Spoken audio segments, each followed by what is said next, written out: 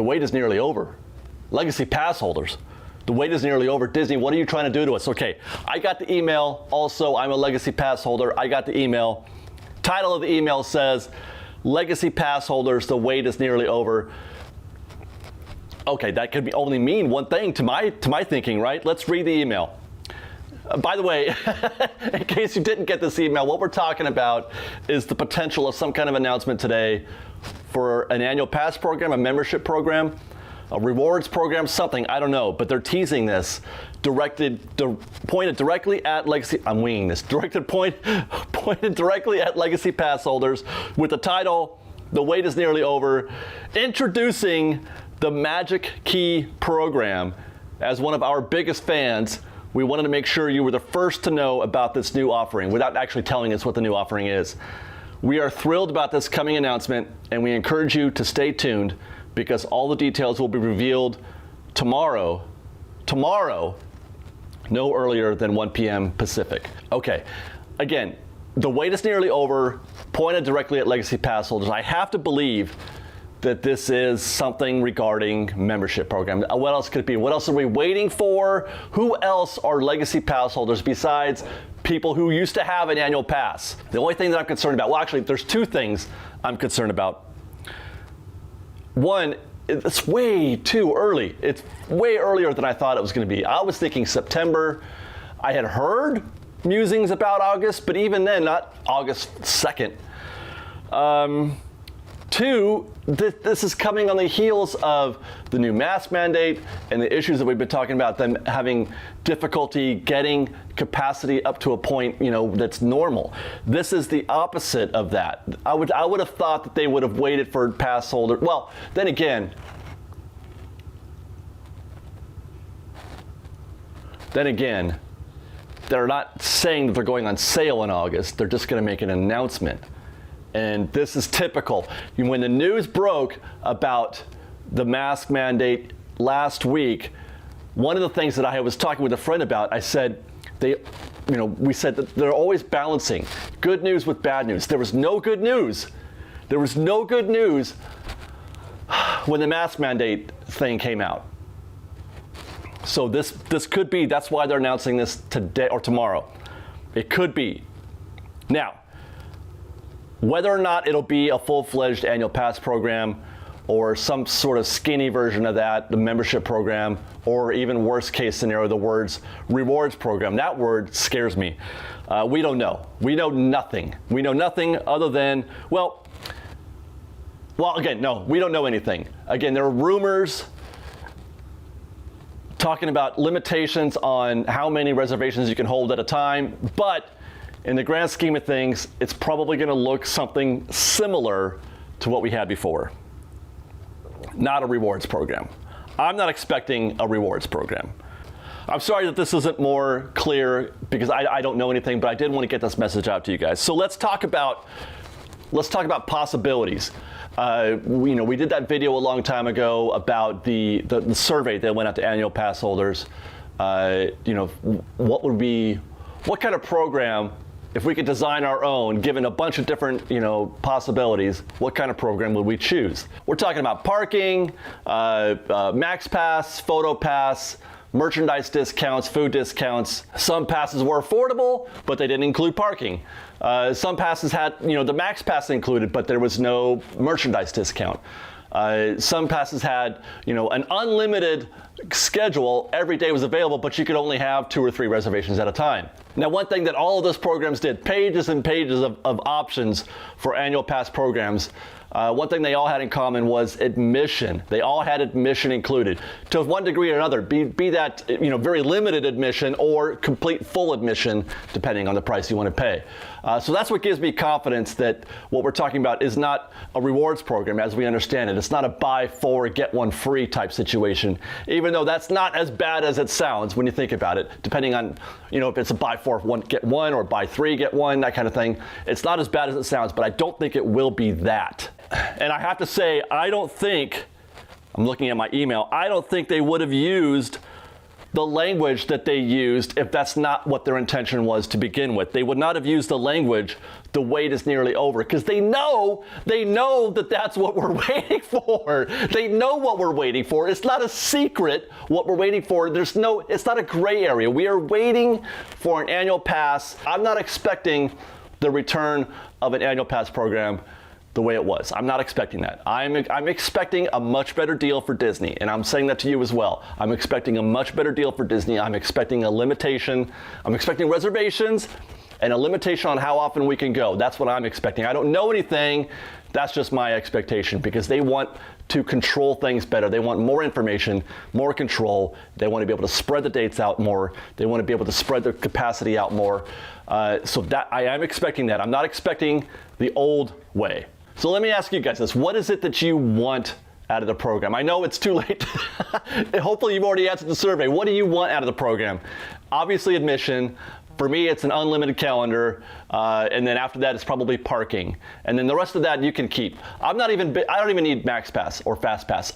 I can figure my way around the park. I'll wait in a line if I need to, if they don't want to include that, and I'll even pay for it from time to time. Let us know, guys. Until tomorrow, I'm going to be pretty nervous. I'm going to be on pins and needles, waiting to find out how this works out. I hope it's good news. I really do. We'll probably be going to be going live, by the way, I'll mention that now. We'll probably be going live at around 1 p.m. Pacific, 1 p.m. Pacific tomorrow to cover whatever it is that happens, and we'll talk about it. And then we'll do our follow-up video after that as well. Until then, here's that video that I talked about earlier. This is the video where we took the whole survey, we all the different examples. This is hopefully something, one of those options is hopefully going to be something that we get tomorrow. News of it anyway. I don't know. This is a terrible video, guys. Thanks for watching. We'll see you next time. FreshBaked. Okay, now we'll start with the understanding that everything is framed around the calendar year following the parks being fully open. And by fully open, that means no restrictions such as eating or drinking, and likely no capacity limits as well. So that means that this program probably won't be in play, for example, the summer of 2021. I'm thinking maybe 6-12 months after that. It all depends really on how the virus goes. So with that said, the question is, according to the survey, how will you spend that first year? This again is an important distinction, as it tells you that the plan they're formulating is not permanent. It's a post-COVID plan, and so subject to change in the years that follow. The survey starts with a slow walk into questions that you probably consider to be typical for this type of conversation. How often would you expect to visit each park? Are you currently a pass holder for any park? What kind of Disneyland AP did you have? What was your overall experience with the passes that you had? How likely are you to renew your annual pass? How do you feel about being a pass holder? And then this. This is an example screen of the true guts of this survey. It is a beast. But at the top of the screen, we're asked, imagine Disneyland Resort in California reopens. They're asking us to imagine. For real, we can't go to the parks right now. It is closed. But in the land of make-believe, where we get to pretend such things, imagine that you could get to go back to Disneyland. What world is this? Imagine Disneyland Resort in California reopens and you are planning to purchase enough admission for the entire upcoming year for you and your household.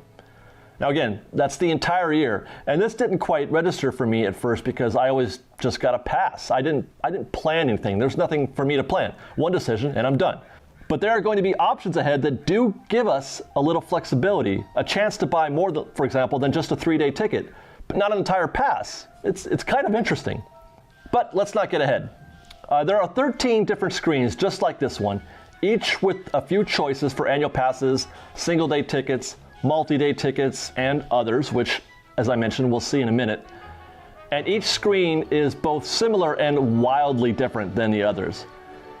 It would appear that they're not simply trying to determine what kind of annual pass you want to buy, but what kind of program, overall program do you want? What collection of annual passes, single-day tickets, reservation windows, blackout days, parking, max pass, merchandise, discounts, etc., etc. Let's look at the first one and try to make a decision, and then we'll skim through the rest and see what we can learn. Okay, so this first one, 4 annual pass types and 3 single or multi-day ticket types. There's a blackout calendar for each, of course, like we're used to. Note, one of them does have no blackout days. It's completely green. So that means that the idea, you can go any day of the year, anytime you want, is still a possibility. That's still a thing. Next option is the reservation window. How far in advance can you reserve a visit? 30 days, 60, 120 days? Next is how many reservations you can hold at a time. And for you FlexPass holders, I believe it was just 2. This is similar, as we mentioned, to FlexPass, where you could hold, I think, up to 2 reservations. Here our options are 4 or 6. Here's a new perk, anytime reservations. These can be used anytime. I guess that is anytime without a reservation. And another new perk, 2 tickets that can be used even if you're blocked out. That's a neat little thing. This is interesting. Friends and family tickets. Here we can get either none or 2, but I assume this means that you can bring a friend with you and their ticket is paid for?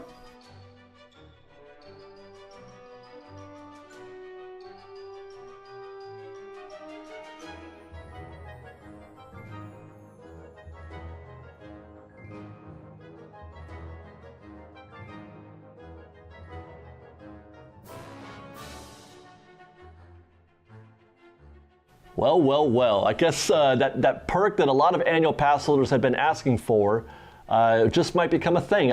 An entrance that's separate from the turnstiles. They get to skip that and go through maybe a side gate or a separate turnstile.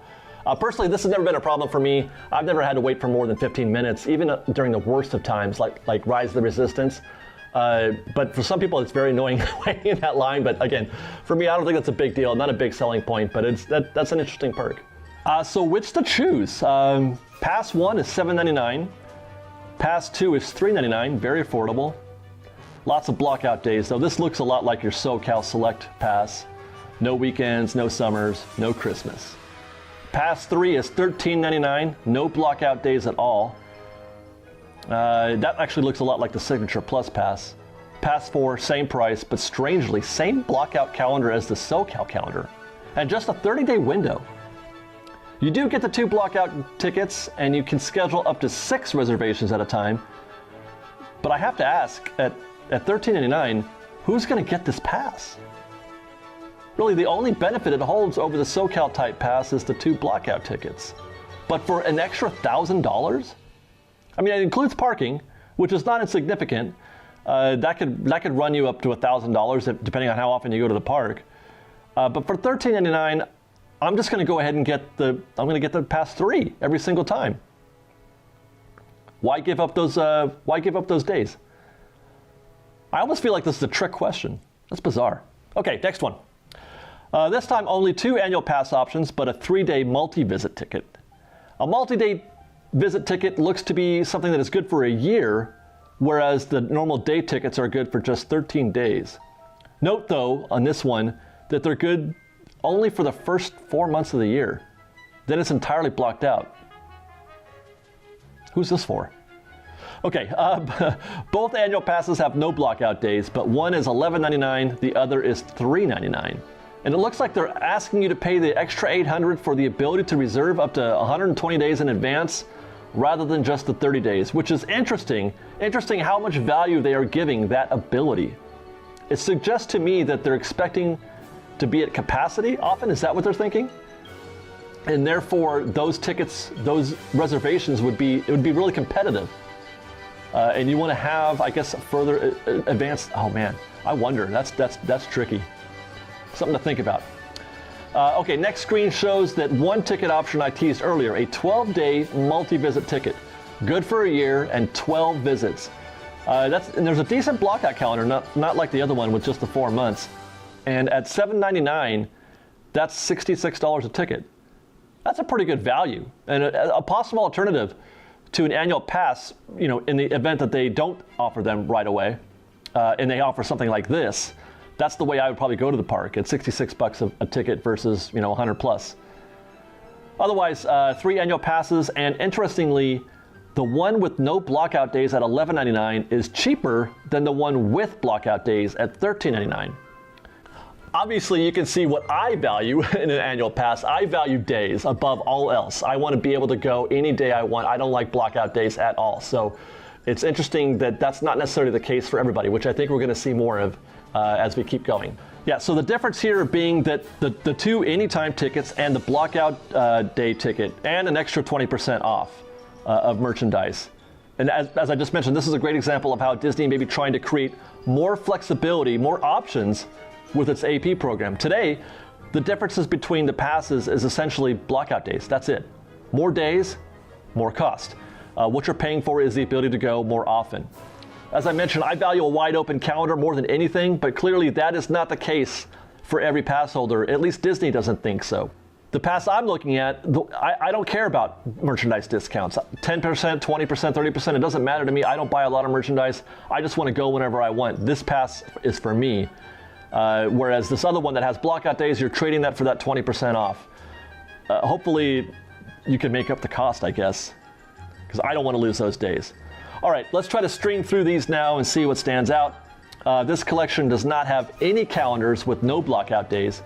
Even the premium one is blocked out almost the entire summer and most weekends. Crazy. Who is this for? Trick questions. Next, here's another one where the no blockout day pass is just $7.99, where the $13.99 pass compares somewhat to the signature pass. It's the extra 90 days for reservations, and looky here, free max pass, where the other one does not, the one for $7.99. And again, it feels like they're trying to figure out what we value most by assigning extraordinary value to a single feature like the Max Pass. They're trying to figure out if that's something that we really need in our annual pass. For example, in this group, Pass Forward, that's me, that's my pass. Someone who wants to go a lot without restriction, but isn't necessarily there for the rides. That's me. I don't mind waiting in standby. I don't want to pay $600 for a Max Pass. It's not worth it to me. So if I have a chance to save that, I'm going to by skipping that and just getting the wide open calendar. But if you choose Pass 3, the one that does have Max Pass included, then that's the observation that Disney's going to make from your decision. I really don't like seeing groups with no wide open calendar. Yikes, that scares me. But they're all quite affordable. This collection again appears to be weighted for Max Pass. This one is wild. Pass 2 is wide open, but just 20% off parking. And there's no Max Pass. While Pass 4 costs $200 more, but has lots of blockout days, but it does include parking and Max Pass and Photo Pass. And even that bougie entrance is included. I did some quick math. I can't get a pass that doesn't include parking. Like in this case, 25 bucks I think it is per visit. If I go once a week, 25 times 50 something is $1,000 plus. So don't sleep on the parking being included in your annual pass if you go as often as I do, or something like that, if you want to go all the time. Don't sleep on the parking. Okay, here we've got a 12-day and a 5-day multi-visit ticket. And wow, that's a wide open annual pass for $3.99 that includes Max Pass, but again, not parking. Well, that's a great deal. But like I said, go ahead and add 25 times, however many times you want to visit the park. You'll also still get 6 anytime tickets and a reasonable 90-day window. This really does seem kind of too good to be true. I feel like this pass won't see the light of day. Here's a group where every pass is $3.99. Wild again. Okay, here's one. Wide open is $9.99. A SoCal-looking calendar is $13.99 with only parking and a rewards program. And actually, this is the first we've talked about this, the reward program, but it's something that Ken Potrock teased in his update regarding the program being canceled. I don't recall if they went into detail about the reward program in the intro to this survey, but my understanding is that it's just like it sounds. The more you go, the more you spend, the more points you earn, and those points can be used for stuff that's exclusive to an annual pass holder, merchandise or maybe extra days. I'm not sure. I'll need to follow up on that. Certainly, though, they're giving this a lot of value in this group, so it does seem like the rewards program is something that might have a little more clout, a little more weight than what we've been accustomed to with annual passes, like AP days and stuff like that, which aren't particularly valuable in my opinion. And that's it. That's all of them. Well, mostly all. I skipped a few. But do stay tuned for the end of the video where I'll put each one up for a few seconds and you can kind of pause and review them more closely if you're into that kind of thing. And then the survey ends with a few more interesting questions. I answered strongly agree to all of them. Then there's how many days do you predict you will go? What kind of ticket did you use in 2019? I kind of thought they asked that already. How did you pay for it? Oh, here's a question that may interest you. What would you do if there was no payment plan? Would you not get a pass? Would you get a cheaper pass? Or would you keep the one you have and pay the full price? Interesting, they don't actually say that. I paraphrase there, pay the full price. It doesn't even say that. They're avoiding saying it out loud that you have to pay for the whole thing up front, but that's exactly what that means. And that's a fascinating question, one that I would love to know the answer to. I'd love to see the data on that. And there's probably going to be a difference between what people say they're going to do and then what they actually do when the time comes to pay for the pass. Because if you want the pass like I'm looking at, that's $13.99, you got to come with $1,399 ready to go. And finally, under what conditions would you come back to the park? As soon as they open, but only if there were safety protocols? As soon as they open, no matter what, just open the gates? Only if there are treatments widely available for COVID? Never. Or only after the vaccine is widely available? It's a wide-ranging survey. It's comprehensive, thoughtful, thought-provoking. Only one thing was missing. Not once were we asked what we would do if there were no annual passes. There were no collections of possible tickets in that survey that did not include an annual pass. This can only mean, like I said at the opening of this video, that annual passes are still front and center on the minds of Disney executives. They are still in play. It's confirmation that Disney canceled the annual pass program not because the park is too crowded. A park, by the way, that is not open. Crowds are not a problem right now and won't be a problem for months to come. So that's not at the front of their minds. Crowds are not at the front of their thinking right now. No, the annual pass program was canceled so they could reboot it, so they could do something like this. It'll be a while before they come back. It won't be right away, but it's going to look a lot like the Flex program, a lot like what we just saw. One of those 13 options is very much or very likely to be the case a year from now, let's say.